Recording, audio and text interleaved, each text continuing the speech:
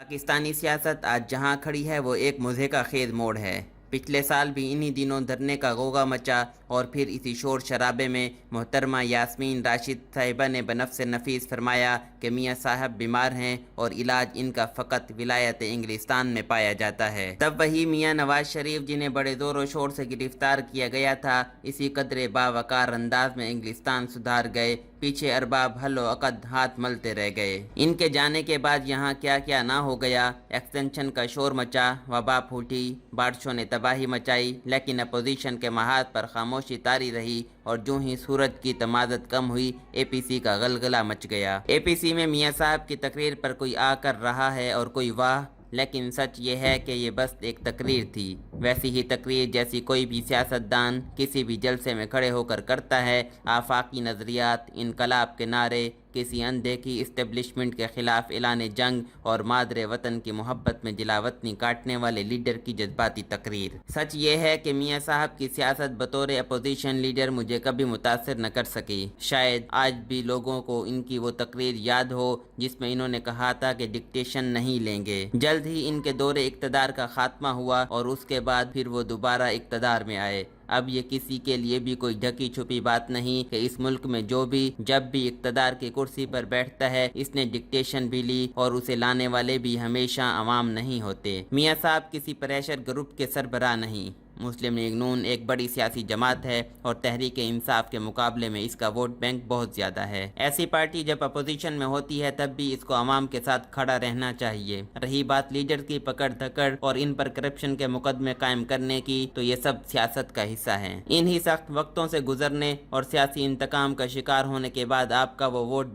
Bank بنتا ہے جو کسی صورت آپ کو تنہا نہیں چھوڑتا۔ ایک حقیقی پارٹی ایسے وقت میں اپنے کارکنوں اور ووٹر کی طاقت سے بڑی قوت کو جھکا سکتی ہے، لیکن پاکستانی سیاست میں ایسے وقتوں میں جو ہوتا ہے وہ سب کے سامنے ہے۔ بظاہر اے پی سی جمہوریت کی سربلندی کے لیے جدوجہد کر رہی ہے، لیکن عوام کو ان سے بھی کوئی امید نہیں۔ دو پارٹی سسٹم میں دونوں پارٹیوں پر اسی عدم اعتماد نے پاکستانی تحریک انصاف کو پھلنے پھولنے کا موقع دیا۔ یہ اور بات کہ اقتدار کے دروازے اس کے لیے اسی قدیم کہانی کے مستاق کھلے جس میں علی صبح فیصل شہر میں داخل ہونے والے پہلے شخص کو بادشاہ بنا دیا جاتا ہے۔ میاں صاحب کی تقریر اچھی ہوگی، شاید کسی کو اس پر یقین بھی ہو، لیکن معاش کی چکی میں پستے ہوئے عوام کو یہ چمکیلے نعرے، سماجی انصاف، غیر مرئی قوتوں سے جنگ کے نادیدہ خواب اور کوہ ندا کی کہانیاں سمجھ نہیں آتی۔ آپ کا ووٹر آپ کو اپنے ساتھ کھڑا دیکھنا چاہتا ہے، اسی دور دیس میں بسنے والے اور ویڈیو خطاب کرنے والے لیڈر، کھیل بتاشوں کی سلطنت کے خواب دکھانے والے لیڈر نہیں چاہتے۔ اسی طرح وہ لوگ جن میں متوسط طبقہ اور نوجوان نسل بھی شامل تھی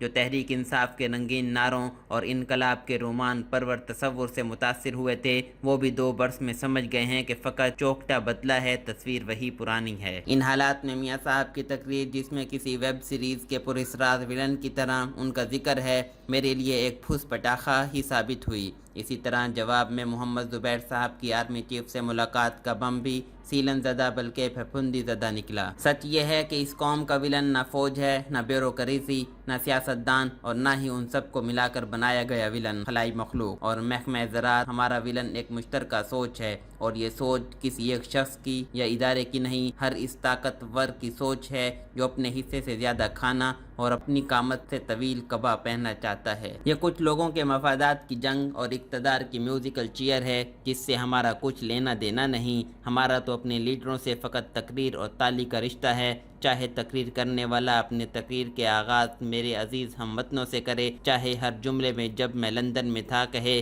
یا بگڑے تلفظ میں اظہار خیال کرے، یا ہر جملے میں خلائی مخلوق کا ذکر کرے۔ بس ہمیں تالی بجانی ہے اور ایک تقریر سے دوسری تقریر کے وقفے میں گدھے کی طرح کام کر کے خود کو اور اپنے ارد گرد کے لوگوں کو زندہ رکھنا ہے، کیونکہ اگر ہم مر گئے تو تالیاں کون بجائے گا۔